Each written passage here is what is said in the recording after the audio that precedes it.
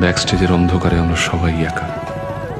কবির তাঁর দোহাগুলোর মতো একা, উস্তাদ বাড়ে গোলাম আলী সাহাব তাঁর ঠুমরিগুলোর মতো একা, মীরাবাই তাঁর ভজনগুলোর মতো একা, আপনার আমার মতো লালন ফকিরও একা।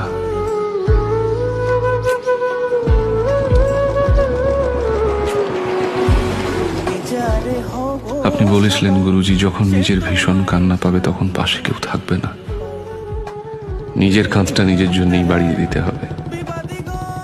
তুমি ছাড়া তোমার জন্য কেউ কখনো লড়বে না, তুমি ছাড়া তোমার কথা কেউ মনে রাখবে না।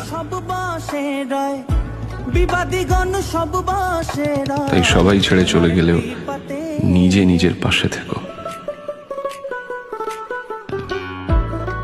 মানুষ মানেই একা, একা থেকো।